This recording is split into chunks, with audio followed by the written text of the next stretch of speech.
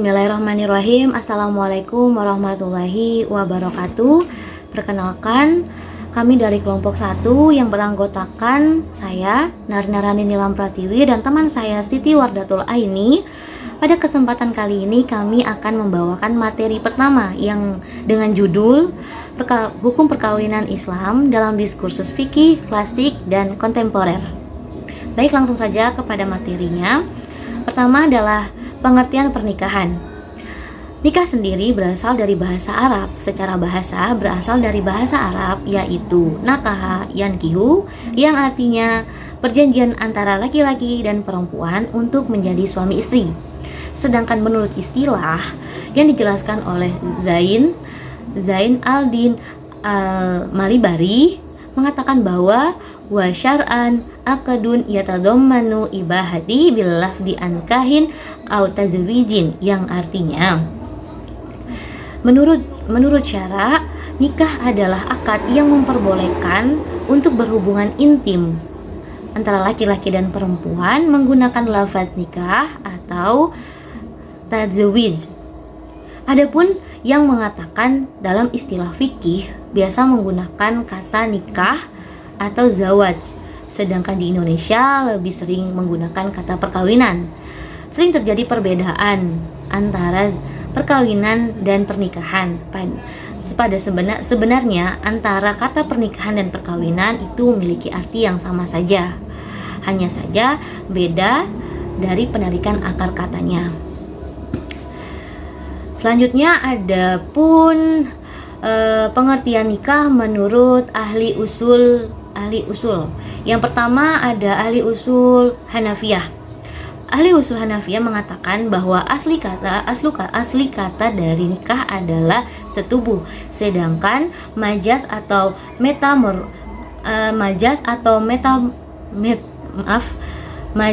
atau metaforik ialah akad yang menghalalkan untuk berhubungan kelamin antara istri dan suaminya atau antara laki-laki dan perempuan.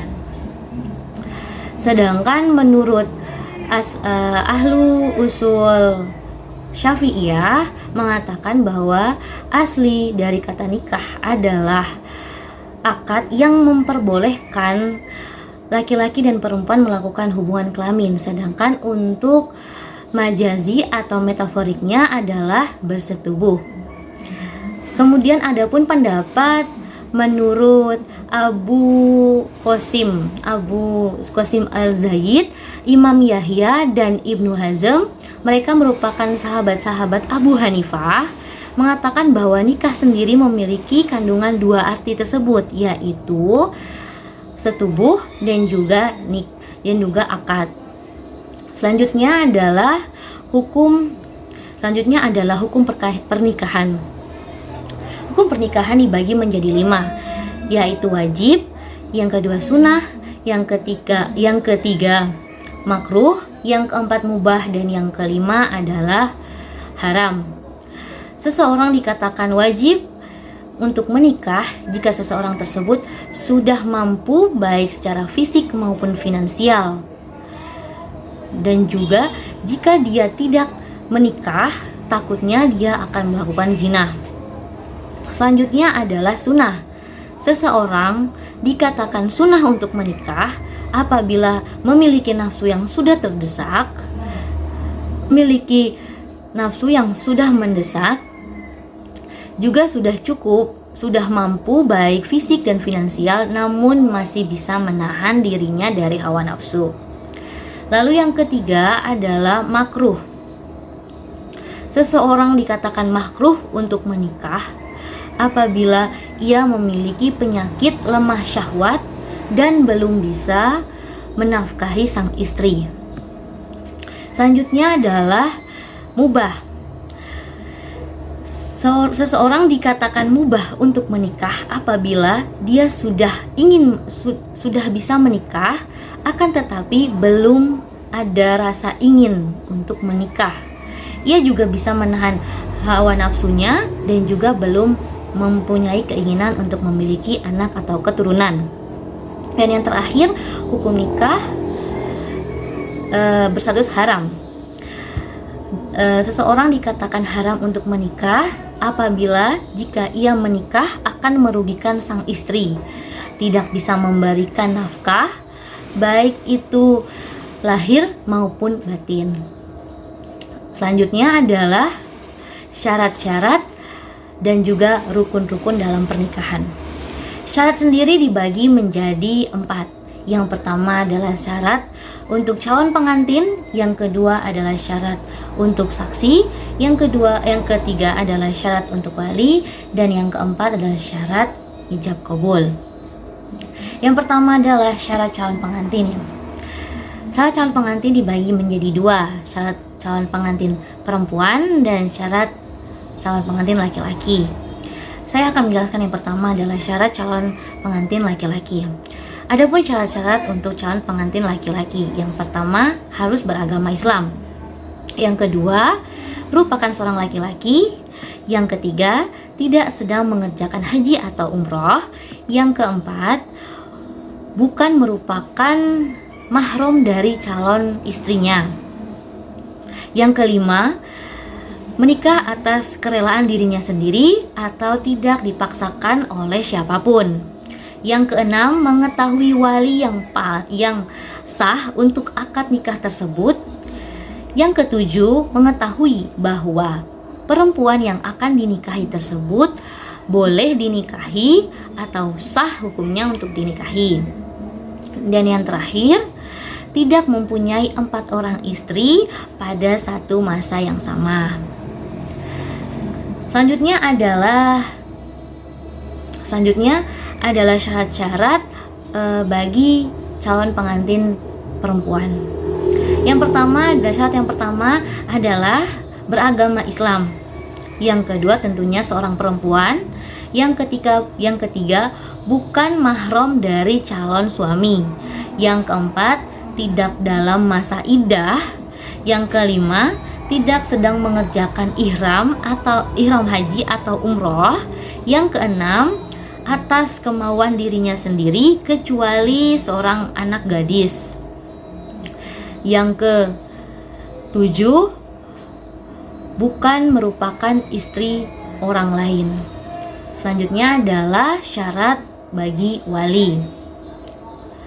Syarat yang kedua dalam pernikahan adalah seorang wali atau adanya seorang wali. Adapun syarat-syarat untuk wali tersebut, yang pertama agamanya adalah Islam. Yang kedua orangnya adil, yang ketiga dia merupakan seorang lelaki, yang keempat sudah balik, yang kelima merdeka, yang keenam tidak fasik, kafir ataupun murtad, yang ketujuh bukan dalam ihram haji atau umroh, yang kedelapan waras, tidak cacat akal ataupun gila, yang kesembilan dengan kerelaan sendiri dan tidak ada paksaan dari pihak manapun, dan yang kesepuluh tidak muflis atau ditahan atas kuasa hartanya. Selanjutnya adalah syarat bagi saksi.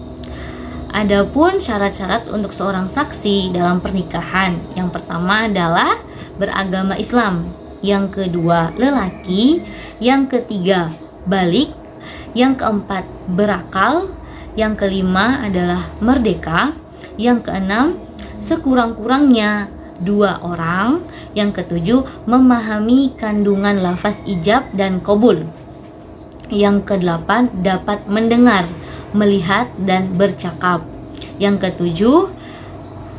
kesembilan adil, yang kesepuluh bukan tertentu yang menjadi wali, misalnya bapak, saudara laki-laki yang tunggal. Selanjutnya adalah syarat dari ijab dan qabul. Syarat ijab qabul. Untuk menjadikan sebuah ijab qabul itu menjadi sah, harus terdapat 2 syarat. Yang pertama, kedua belah pihak sudah tamyiz. Yang kedua, ijab kabul dalam satu majelis, yaitu ketika mengucapkan qabul tidak boleh diselingi dengan kalimat lain. Selanjutnya adalah rukun pernikahan. Rukun pernikahan antara lain, yang pertama adanya calon pengantin, baik itu pengantin perempuan maupun adanya calon pengantin laki-laki. Yang kedua ada wali, yang ketiga adanya saksi, yang keempat ada ijab kabul, dan yang kelima ridhonya pihak pempelai wanita dan ridhonya pihak pempelai pria.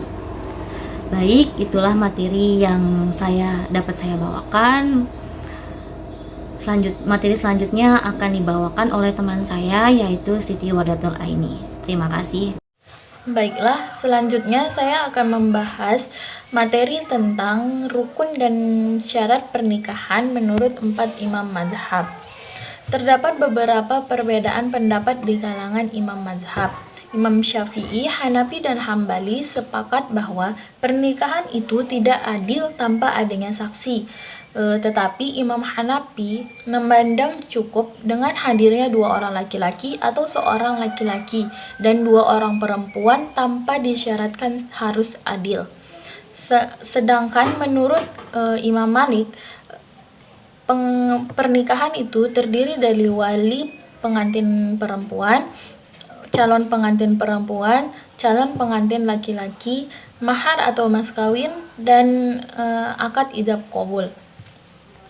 Dan yang terakhir menurut mazhab Hambali. Menurut mazhab Hambali, pernikahan itu memiliki 4 syarat. Yang pertama, suami istri, kemauan sendiri, dan rela atau al-ikhtiyar wal ridho. Yang ketiga, wali, dan yang keempat, saksi. Selanjutnya adalah dasar hukum pernikahan. Dasar hukum pernikahan dibagi menjadi 3. Yang pertama, landasan hukum. Yang kedua, peraturan perundang-undangan. Yang ketiga, analisis perbandingan fikih munakaha dengan undang-undang perkawinan. Dan yang terakhir, hikmah pernikahan. Terdapat beberapa hikmah pernikahan yang dikemukakan oleh para ulama. Yang pertama, penyaluran naluri seksual secara benar dan sah, karena ada kalanya naluri seksual ini sulit untuk dibendung dan sulit merasa terpuaskan. Dengan menikah, naluri seksual ini dapat disalurkan kapan saja, asal hal tersebut tidak dilakukan pada waktu dan tempat yang dilarang syariat agama. Yang kedua, satu-satunya cara untuk mendapatkan anak atau mengembangkan keturunan secara sah. Yang ketiga, untuk memenuhi naluri kebapaan dan keibuan yang dimiliki seseorang dalam rangka memberikan kasih sayang atau melimpahkan kasih sayang. Naluri ini adalah bawaan yang menunjukkan rasa kemanusiaan pada diri seseorang. Yang keempat, menumbuhkan rasa tanggung jawab seseorang yang telah dewasa, yang juga memberikan dampak terhadap aktivitas kehidupan seseorang untuk mencari nafkah untuk memenuhi tanggung jawabnya tersebut. Dan yang terakhir, berbagi rasa tanggung jawab dengan kerjasama yang baik yang selama ini hanya terfokus untuk diri sendiri. Mungkin sekian dari kelompok kami. Wassalamualaikum warahmatullahi wabarakatuh.